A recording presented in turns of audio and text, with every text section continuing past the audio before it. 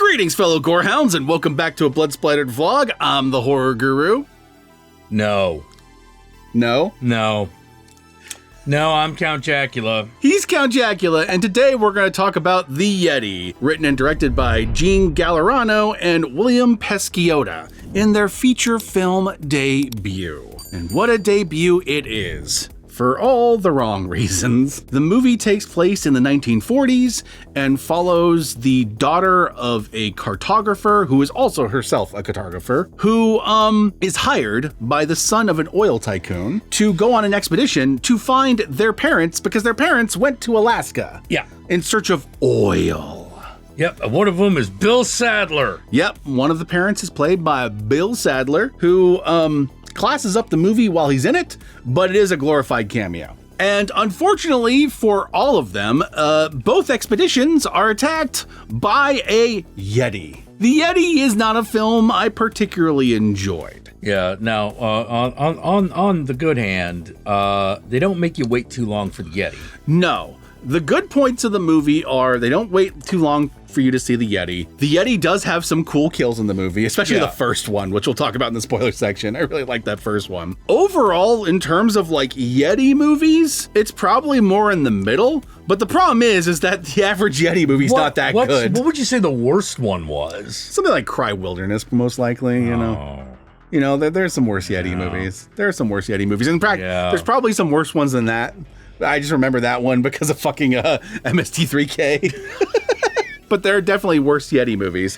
Yeah. My problem with this movie... This at least has a Yeti in it. That's true. Yeah. That's true. My problem with this movie, at least for me personally, is this movie has this ye old aesthetic to it, like an old monster movie, right? Yeah. But it feels like it doesn't go far enough with that aesthetic. It doesn't embrace the hokiness of the aesthetic it's trying to go for. It's trying to be a real movie, and that's a problem. Yes, it takes itself way too seriously. Yeah, it needed to be. They needed to like skeleton a cadaver it. Yes, exactly. You know, and then it would have been great. And you didn't even need to go as far as that, where it's like a straight up spoof, right? Right. You could still like pull back a little bit and still have a little bit more of like the slasher with a Yeti vibe, but at least have a little fun with it.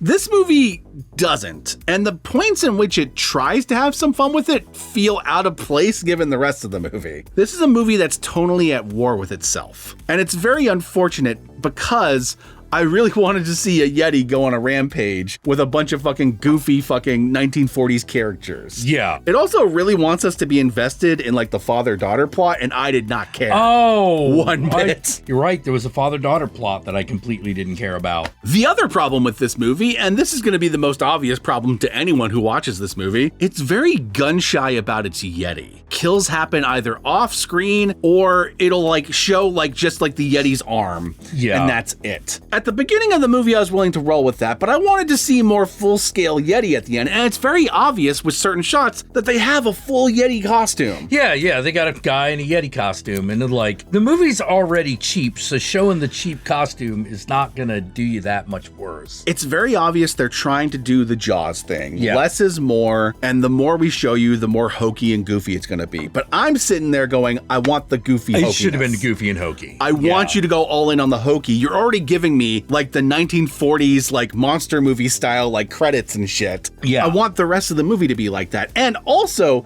more to that point, this movie should have been in black and white. Yes. The way it is shot like a black and white movie but in color. And I can't help but wonder if that was a compromise. Probably was. Because the movie feels like it was intended to be black and white. Yeah. There are some highlights in the movie. The highlights in the movie are anytime you actually get to see the Yeti kill somebody, and there's a couple times, and it's pretty cool. The other highlight in the movie is Jim Cummings is briefly in the movie. Yes. He gives one of the best performances in the movie because his character actually exists on the line of hokiness and seriousness that I think the movie's trying to sit, and he's the only one who kind of pulls it off. For those of you who don't know, Jim Cummings is the director of Thunder Road and The Wolf of Snow Hollow. He was also in a really great movie called The Last Stop in Yuma County. Oh, yes. And in all three of those movies, he's a great actor. He's phenomenal. In this movie, he's one of the best parts of the movie. Unfortunately, it's not enough to save the movie. No. The other highlight in the movie is Bill Sadler, but he's really only in the beginning of the movie, and he's not in most of the movie. The rest of the movie is kind of boring. And that's the greatest thing you could be if you're trying to be a monster movie. Yeah. The other thing that's really frustrating about this movie is, okay, so I don't care about any of the characters and their actual emotional stakes. No matter how hard the movie tries to get me to, I really don't find myself feeling it at all. And to make things worse, the characters are all fucking stupid. Yes. And here's the thing, stupid characters in horror movies can work. I've watched many movies where I just enjoy watching the characters die one by one. Yeah. They're fucking stupid and they deserve what they got. In order for that to work, I actually have to enjoy each of their deaths. And it's got to be fun. And too many of their deaths happen off screen. It's like, you see like the Yeti, like, okay, you don't really see the Yeti, but you see like the edge of a Yeti with the implication that it walks up to them while they're laying on the ground, and then you cut to someone else while you hear their screaming off screen. Yeah. And that's 90% of the deaths in this movie. This movie really could have used like to just be a whole lot stupider and be like, like turns out Yetis are allergic to asbestos, I don't know how else to put it. I need like a little bit of that like Fallout energy in the movie. Yes. Like, yes. That kind of like goofy retro fucking stuff. Yes. And the movie doesn't commit to the bit, unfortunately. No, unfortunately kind of doesn't. Which is too bad. So the Yeti is currently available to rent or buy on various streaming platforms. Pick your poison and enjoy if you're interested in it at all, but I'm not recommending it. I did not enjoy my watch of this movie. It is unfortunate because I was so excited when I watched the trailer, because the trailer promises the kind of goofy movie I thought I was going to get. It's going to be just pure stupid. Even worse than that, the opening scene promises a movie that's going to be as goofy as I thought it was going to be, and then it doesn't deliver. Doesn't do that, yeah. Anyway, let us move on to the spoilers so I can talk about the opening scene as well as other scenes in this movie. Here we go.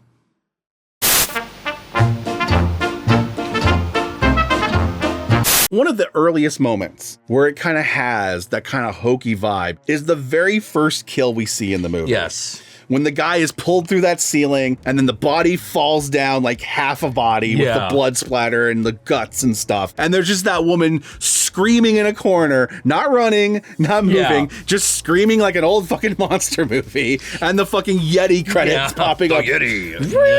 With the kind of like theremin kind of vibe going on. In that moment, I was in. But then the rest of the movie does not have that vibe. No. Except for select moments. Another moment where they had that kind of vibe is the press conference. Oh yes, we're going into the Arctic. But so the American lads are going into the Atlantic territories, don't you know? And the actor playing the tycoon's son is giving a very over the top kind of like rich asshole performance. And I'm like, okay, I'm in or whatever. And then the moment they get to the actual expedition itself, all of a sudden everyone's having like serious conversations about like their past and their lives and stuff. Yeah. I didn't care about any of it. Except for two characters. One is Jim Cummings' character, who does have scenes like that, but he kind of pulls off the balance a little bit better. Yeah. And the other one is the most insufferable character in the movie, but he's also the most committed to the bit. And that's the fucking like hick bomb expert guy. Yes.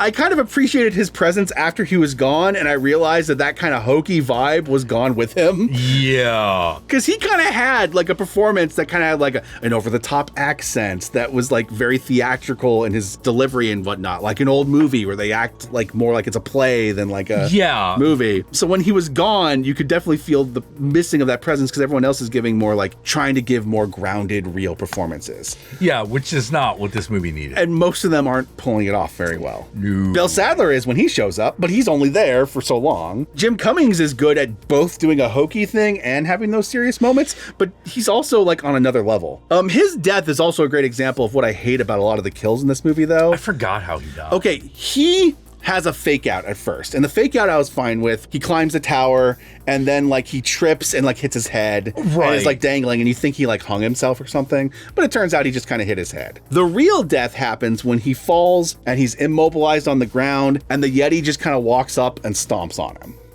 Oh, right. But all you really see is like the tip of the Yeti's toes. And I know you got like a really tall guy in a Yeti costume. So could you give me like a wide shot, please? Yeah.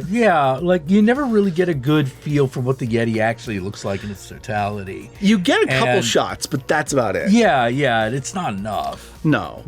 But some of the best parts with the Yeti are like when she's trapped in the cage and the Yeti's coming after her. Yeah. Because you get like the Yeti's face in those shots and whatnot. The only real spoiler in this movie is at the end of the movie, it turns out both of the parents are alive. One of them, the oil tycoon, kidnapped the Yeti's kid. Yep. And that's why the Yeti is going on a rampage. That's why the Yeti's on a rampage. Now, here's where I get to the dumbest plot point in the movie. At some point, Bill Sadler's character, which is the main character's father, the cartographer, took the baby to protect it from the oil tycoon and trapped the oil tycoon in a cage. And the characters arrive and find him in the cage and then find Bill Sadler later with the baby in the little cave he's hiding at with the baby. And at the end of the movie, the solution to the whole thing is him giving the baby back to the Yeti. Why did he not give the baby back to the Yeti? Why wait? Why was he hoarding the baby from the Yeti 2 if the whole goal was to return it to the wilderness in the first place? Yeah, because it's like... Was it injured? Was he nursing it back to health? Because if so, they should have mentioned that. Yeah, I don't know. And I thought that maybe there was going to be some sort of like twist. Okay, there was a couple of twist possibilities. My favorite one is the one you actually brought up. Okay, so they make a big deal about the fact that, okay, the Yeti that's attacking them is the mama Yeti. Yeah. So we have not seen the Yeti's mate. Yeah. And I thought that was going to be a setup for something. And you had the most hilarious fucking theory that Bill Sadler was going to turn out to be the Yeti's dad. And he fucked the Yeti. And I was going to be like, okay, that. Why are you trying to protect this Yeti? He's my son! That would have elevated the shit movie from like a fucking like 2 or 3 to at least a 6. If that's how it ended. With the fucking half Yeti, half human hybrid. The missing link. The other possibility was going to be that we were going to see some sort of like badass Daddy Yeti. Daddy Yeti. We never be like 20 feet tall or something. We never do. The most we see is like a silhouette of one when Bill Sadler returns the baby Yeti, with the implication being that the 2 Yeti parents are going to kill him for taking their kid. I did not understand why he had not returned that Yeti days ago. Yeah, no kidding. Because there is no fucking way the expedition to get to them didn't take days. This seems like this is your dad's fault now, actually. Yeah. So on top of everything, the last act of this movie introduces a major fucking like hole in the logic of the movie that irritated me throughout the entire third act. It's unfortunate. I wanted to like this movie. Well, your imagination based on the trailer went to a much better movie than the movie was. Yeah, it did. That's really what it comes down to. And if you're gonna have the characters be stupid, do it in that kind of hokey way, like the beginning of the movie when she's just kind of sitting there screaming and not like running away or anything. That was funny. Yeah. It was like they just didn't have enough to sustain an entire movie. Yep.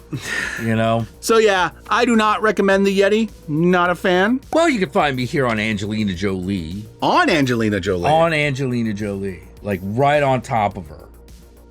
But probably not in the way you would expect. Y'all know me, I'm the Horror Guru. You can find me at the Horror Guru on various social media platforms, but these days I primarily use Blue Sky, so follow me on there. Be sure to like, comment, and subscribe, and don't forget to ring the notification bell so you're notified of my videos immediately upon their upload. And if you'd like to help out either of us more directly, be sure to check out our Patreon pages. And remember, if you decide to go the Patreon route, even $1 a month can go a long way, but we will certainly accept more. And if you made it this far into the video, then I want you to comment below, and be sure to comment below using the hashtag #NotYeti.